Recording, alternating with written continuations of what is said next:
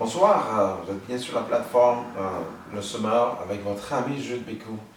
Nous avons fait une série de vidéos concernant la vie est prévisible. La vie est-elle prévisible? Et nous avons brossé un tas de questions concernant le fait que la Bible c'est un livre de lois et de principes et la façon de comprendre la Bible et les leçons qu'on devait apprendre de toutes les histoires des patriarches qu'on a dans la Bible, etc.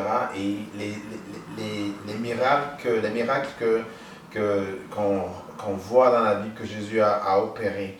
Et on a compris qu'il y a toujours derrière un principe, il y a toujours des lois derrière.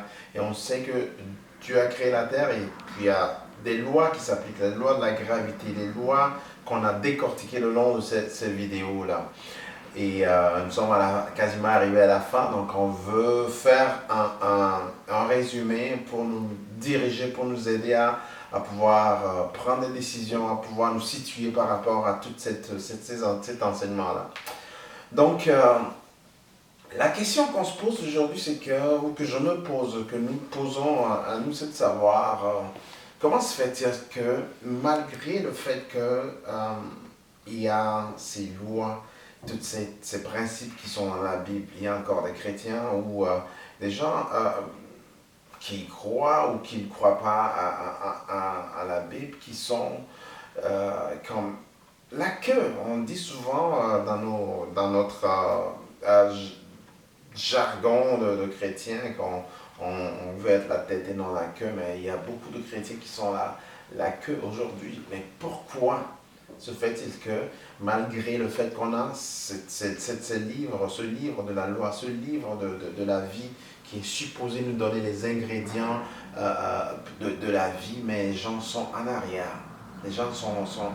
Imaginez une seconde que la personne qui a créé, comme on appelle Mark Zuckerberg, il serait un chrétien qui a créé, qui a conçu cette plateforme qu'on utilise aujourd'hui pour faire part de tout cet enseignement qu'on appelle simplement le Facebook.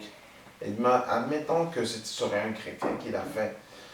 Tout le travail que beaucoup de gens du monde qui dominent, qui ont compris que il y a des choses qu'il faut faire et que c'est la loi de cause à effet. Parce que c'est la vie, c'est on récolte ce qu'on a semé.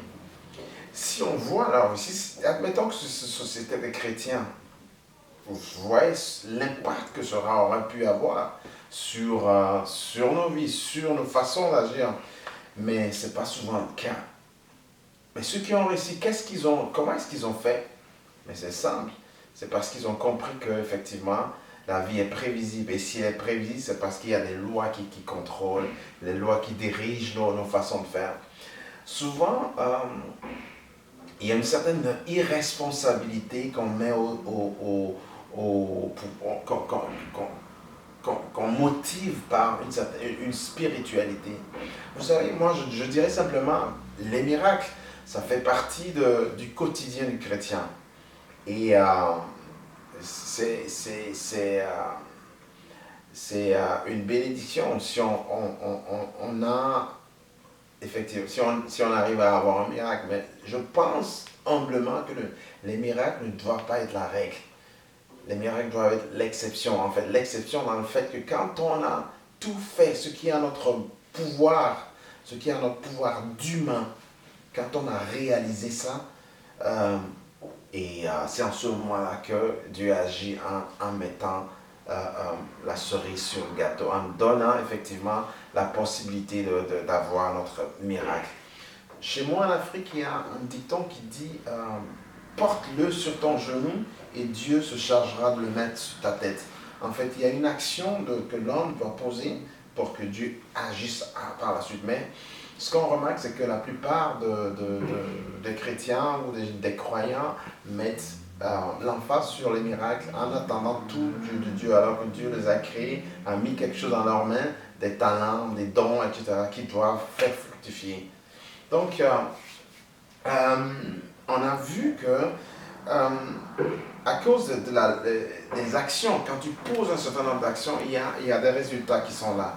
Euh, je parlais de que les miracles doivent être l'exception. Parce que si je prends l'exemple, vous voyez ce tambour, ce djembé, on mettrait deux, admettons qu'on devait choisir deux personnes qui doivent aller à un super spectacle de djembé, ou disons un olympique où le djembé est une des disciplines.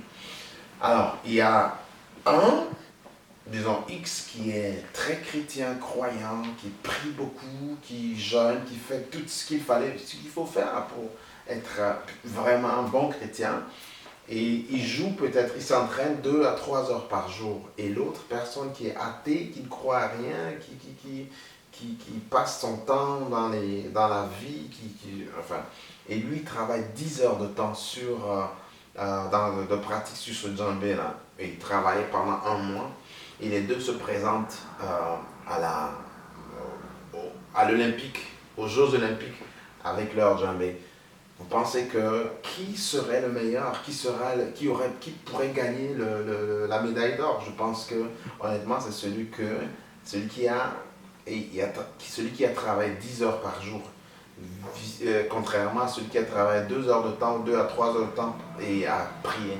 En fait, nous sommes dans l'espace terrien, et dans cet espace, seules les lois et les principes, l'application des lois et des principes nous permettent vraiment de réaliser des choses, d'obtenir des résultats. C'est ainsi qu'on peut, parce qu'on travaille fort, parce qu'on met en principe, on met en application ce principe, on peut déterminer avec précision là où on va être. Comme le cas de la personne qui a joué au djembé, il a travaillé fort, il peut déterminer avec précision que la médaille d'or lui appartient. À moins de miracle, ça peut être l'exception, mais ce n'est pas la règle. Alors, quand quelqu'un prie, très spirituel, est rempli de l'Esprit Saint, et pourtant il bouffe n'importe quoi, il mange n'importe quoi, il mange de façon... il est tout le temps en train de manger du fast-food, de la nourriture qui n'est pas du junk food comme on dit là. On peut dire avec précision par rapport aux actes qu'il pose qu'il va être obèse. Ça n'a rien à voir avec l'Esprit Saint. Il a beau prier que l'Esprit le fasse maigrir, ce ne sera pas le cas parce qu'il ne respecte pas des règles, il ne respecte pas des principes. Donc, c'est simplement pour dire qu'on a des lois. Dieu a créé, il est juste, il est juste dans tout ce qu'il fait. Et quand il y a des chansons, quand on chante la pluie ne tombe pas seulement pour les mauvais ou les non-croyants. Pour les croyants, ça tombe pour tout le monde parce qu'on est tous créés à l'image de Dieu. Donc c'est seulement l'application des principes qui fait la différence. Donc je convierai à tout le monde à faire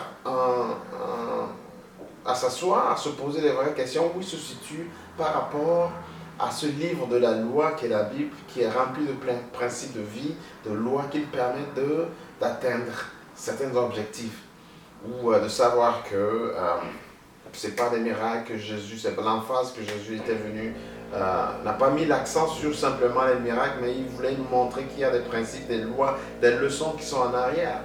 Donc, se poser la question, où est-ce que nous en sommes? Où est-ce que vous en êtes avec ces principes et ces lois-là? Et de définir par rapport à ça une certaine démarche à suivre qui nous permettra, toi et puis moi, à pouvoir atteindre, à pouvoir dire avec précision où on veut être dans 5 ans. Parce que les actions tournent et elles reviennent. Les actions qu'on pose donnent des résultats et ces résultats nous reviennent.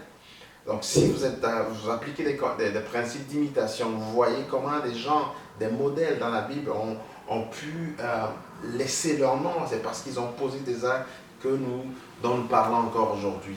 Donc c'est de choisir des gens, des modèles, étudier leur vie, voir qu'est-ce qui a fait leur force. On va prendre un Salomon par exemple, qu'est-ce qui a été sa force? Qu'est-ce qui a fait sa différence? David, qu'est-ce qui a fait sa différence? Qu'est-ce qui a fait qu'il a impacté, qu'il a laissé une histoire derrière lui? Donc voilà ce que j'avais à partager quand on parle du fait que la vie est prévisible, c'est faisable. Mais il faut connaître les lois, les principes et les appliquer à tous les jours que l'on vit dans nos actions et de ne pas attendre les miracles et faire des miracles la règle. Mais les miracles, ce sont l'exception. Donc voilà. Avez-vous des questions? Avez-vous des commentaires? Avez-vous des critiques? N'hésitez pas à les mettre en dessous de cette vidéo. Comme ça, on va pouvoir vous répondre. Comme ça, on va pouvoir vous aider à vous guider aussi. Si vous avez des questions qui sont plus particulières, écrivez-nous sur le sonore et puis on va pouvoir vous aider. Alors voilà, nous sommes arrivés à la fin des capsules. La vie est prévisible. À très bientôt. Votre ami, le sonore.